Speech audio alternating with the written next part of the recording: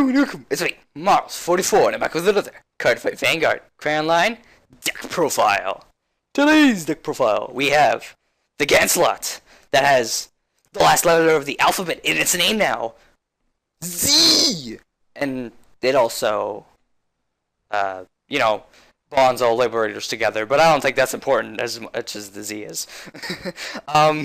Liberator of Bonds, Gancelot Zenith. So, very, very strong deck. Great pluses, lots and lots of pressure, and CrossBreakride too.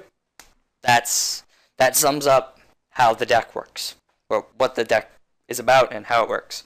But yeah, let's jump right into it. Very strong card though. I love using this deck. It's a really, really strong deck, and it's just fun to play. So our starter is Little Fighter Cron. Grade 3 searcher, basically. It's not a problem using him because, you're going to use his counterblast early on, and there's no requirement for, having a certain amount of Liberators or something on the field. So playing him is perfectly safe, especially because the Breakride's actually really, really strong in this deck, with Gancelot Zenith. Because when you break ride, you give one guy in the front row that's going to be attacking first by itself, not boosted, 5,000, and then the other column you give, 5,000 to the front row and the back row, and then you have the guy in front attack, Zenith limit breaks, sends him back to the deck, Superior Call top card. If you have a Bruno behind it, it gains 10k, and then, sorry, not 10k, it's a 10k boost. And then the card in front of it has 10k, and then it's so crazy strong that it punches out perfect guards like crazy. It'll punch out perfect guards and quintet walls crazy, and their hand too. And the cross ride is just really important because, well, it's a cross ride too, so it's powerful. Yeah, there's nothing else to say about that. It's just, the big reason is the break ride is just so strong with the deck. Punches out perfect cards like crazy, and then after that, you could just beat them down. So, yeah. Under grade 3s, though, so for Liberator of Bonds, Gancelot Zenith.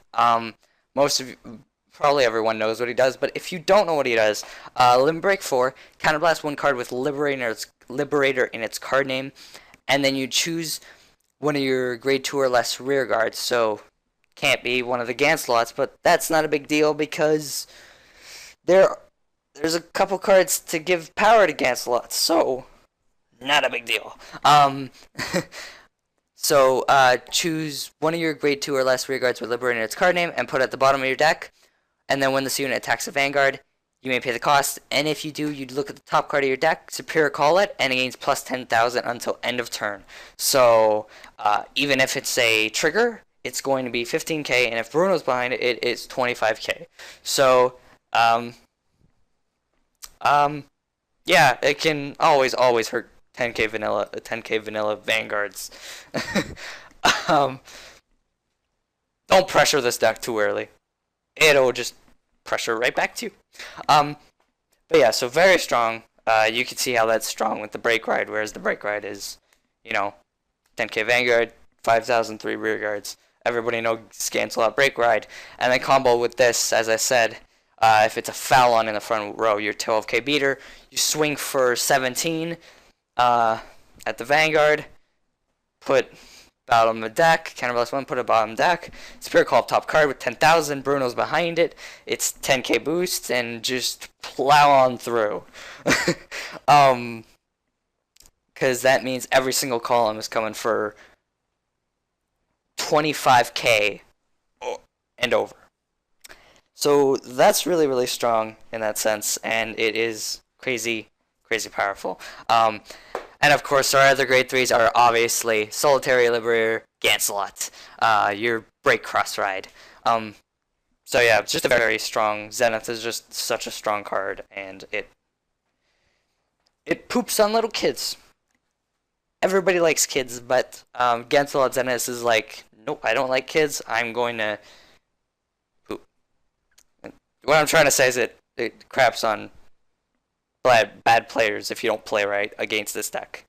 But yeah, let's move on to our grade 2s. We have where 4 Liberator of Royalty, Fallon. So 12k beaters, very essential. Very, very helpful because, it gets a 4th attack through if it's superior called, or if you already had it and you just call it, swing with it, okay. Or it can make 17k if you break road. And then just get Zenith to attack. Put it at the bottom of the deck, superior call something. So essentially it's a 4th attack. 4th attack isn't necessarily... the 4th attack isn't overly important, but if you can get it, it is good. And that's... yeah, 12k beaters is just always essential. Always. And then we have 4 Liberator of the Flute. Let me click on him. Escrad. So, you want to save a lot of your counterblast for Zenith. Zenith is a really, really strong card. That will pressure every turn. Superior call some stuff that might give you pluses. Or maybe a 4th attack next turn. Or something. And, it's only 1 counterblast, so you do not want to use too many counterblasts with your other units. So using Escrad is really good because it gives you those early game pluses. Escrad is basically, Escrad is your early game plus factor.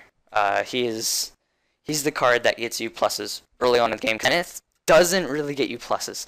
All he does is send a card away to superior call a card with extra power. And you need pluses. You're playing Gold Paladin, which racks up a big hand, but can pressure with it. Can pressure with lots and lots of power with superior calling. Sorry about that. That was my phone. But yeah, so Escrad's really, really important for the deck. You can't play less than 4 because that superior calling is just really important. Get yourself some pluses. Anywho, and then we have 3 Liberator of Silence, Gallatin. Very, very good. 10k vanillas have become very good with a lot of decks having, the 12k beaters that can rush your 9k Vanguard down really early with 12k and 7k behind it. And Gallatin's also really good for this deck too because of the fact, this is the main reason I played in the deck actually. The main reason is because of the fact that, you might get to hit something like a 9k or 10k vanilla or 9k rearguard. If they have a 10k Vanguard, you can hit it, but it helps get a 4th attack in sometimes as well. So he's really, really good for the deck. Helps you not get rushed, which is really important. And just helps you, because if you don't have Zenith, you don't really want to get rushed if you have the normal Gancelot. If you have Zenith, then maybe you could just say, oh, okay, I'll do it right back to you next turn. But most of the time, you don't want to get rushed. So Gallatin helps with that, and it also helps ensure a 4th attack to, just knock out a card, knock out something, knock out a little bit of a shield. Maybe if they have a grade 1 in the front row because they had to, just knock something out, minus them from it. Get that 4th attack through to superior call something, and then swing for a big number afterwards. So yeah. And then onto our grade 1s, we have 4 Mayrain Liberator Bruno. So essential for this deck. The best part is having one of these behind your Vanguard and then one of them in a rear guard circle because it can just swing. Your Vanguard can swing for 23 then when you superior call something, and if you're cross-ridden at least, or you could just swing for 21 if you're not, which are magic numbers. And then your rear guard, that gets superior called has a 10k booster, which is always really good. And then you have that other column normally of Gancelot and Gregorius, whatever his name is. But yeah, he's a really, really important card of the deck. You can't play less than 4. He's just crazy powerful, and he combos really well with Zenith every single turn, makes it super consistent, and just even more pressure heavy every single turn. So yeah, you can't not play any less. And then we have, I should probably do our perfect guards. So 3 Halo Liberator Mark, and 1 Sword Formation Liberator, Igraine. So reason for Igraine, Of course, the standard perfect guard lineup right now is 3 perfect guard and 1 quintet wall. Normally it depends on how counterblast heavy a deck is too, and how draw heavy they are as well. Say Maelstrom Reverse, he was way too draw heavy, and counterblast heavy, so I couldn't play the 1 quintet wall because he needs to consistent pressure. Zenith is kind of the same way, but not, because of the fact that using 1 counterblast with Igraine isn't overly a big deal. You pressure very, very hard every single turn, and then after that you can just beat down your opponent. So playing the 1 is actually really, really handy. From testing and such, it never interfered with Zenith. And I mean, the best I got off with Zenith was 2 limit breaks, and because I had to use her, and I used Cron, and I used Escrad, and I didn't get any heals, and I used 2 limit breaks with Zenith, and I still won. I was still able to pressure enough. So playing the 1 is good. And yeah. Anyways, let's move on. So for Curved Blade Liberator, Josephus. Reason for him, I thought about playing Marin to, try and get more 4th attacks. But then I realized sometimes, especially the game, most of the time they will... a lot of the time there will be a lot of 11k front rows, because they'll start throwing grade 3s in the front, because now it's just pressure down, and especially since they're cross-ridden, they're going to try to hit the cross-ride mark, so they will probably have a lot of 11ks in the front row anyways, boosted by 7ks. So running the Marin wasn't overly sufficient. The 4th attack is nice if you can get it, and that's why I have the Gallatin and the Fallon, but you still need your pluses. This is still Gold Paladin. You need your pluses. You need that big hand and the big pressure from Superior Calling, and that is what Gold Paladin is.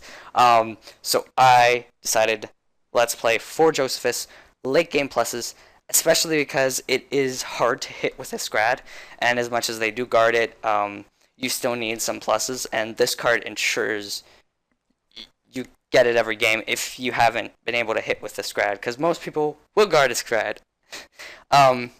So, just Soul Blast 1. You don't overly need the Soul. All you need is Gancelot in there, and you have, of course, you have to Soul Blast the Liberator, but you have your grade 1 and 2. So, Soul Blasting 2, getting 2 pluses is perfectly fine. So, yeah, 4 of him, because you want to try and get him as much as you can. Yeah. And then we have, finally, for our grade 1s, ooh, where is he? 2 Flying Sword Liberator Gorlois. I don't know how to say that, but he was the one I was talking about, not Gregorius. Am I thinking Legend of Zelda or something? I don't know. But what he does, if you don't know, is you choose a card with Gancelot in its card name from your drop zone and put it to the bottom of your deck. So it helps keep your deck. It helps, make sure you don't deck out. But what it also does is then you choose one of your units with Gancelot in its card name, and it gets 5,000 power until end of turn. So if he's behind, say, a Gancelot, rearguard Gancelot, or even your Vanguard, and you have a rearguard Gancelot, you could just put a Gancelot in the drop zone. Most of the time I find myself perfect guarding and then dropping Gancelots so I can power up one. Most of the time I try avoiding powering up my Vanguard, because essentially it's going to get perfect guarded. Unless all the perfect guards are gone, I normally power up the rear guard with him. But he's a very strong card for the deck. You only really need 2. You don't want to play more than that, because he is 6k and it'll make him too inconsistent. You just kind of want him he's that late game card that you want. But yeah, he's very, very strong. Helps the deck a lot and helps pressure. Give that added. Oh hey, do you remember that break ride that I did when I came for a lot? Yeah, I'm gonna come for a lot. Not as much, but a lot. So after I've burnt down your hand, I'm gonna plow through you again. So yeah, very strong card. And then on to our triggers. So for Liberator of Hope, Epona. And for, Strike Liberator. So 8 crit. 4 Armament Liberator Gwydion, 4 draw, and 4 Elixir Liberator, 4 heal. So standard trigger lineup. All in all, this deck is crazy strong. I love using it, and a lot. I think it's very rare that I've lost this deck. I think the only time I've lost with this deck has been the 2 times I've been grade locked because I had 2 grade 3s go to the damage zone because my deck was trolling me and I didn't shuffle enough. But other than that, most of the time I do insanely well with this deck. And it is just such a strong deck. So, yeah. Thank you guys for joining me in this part. Hope you guys enjoyed the deck profile. Let me know your thoughts and such. And as usual, if there's any other deck you want me to deck profile, let me know as well. I will be doing a lot of deck profiles, but just in case you guys want specific ones, I can get on that. Also, the deck list will be in the description below. Remember to check that out. And remember to like and comment and go ahead and subscribe if you want to see more videos from me. And my Twitter, Skype, and Facebook will all be in the description below as well. And is that it? I hope that's it. Yes, that's it. So, for the Z to the Nth, I say Z bye-bye. I don't know. Goodbye.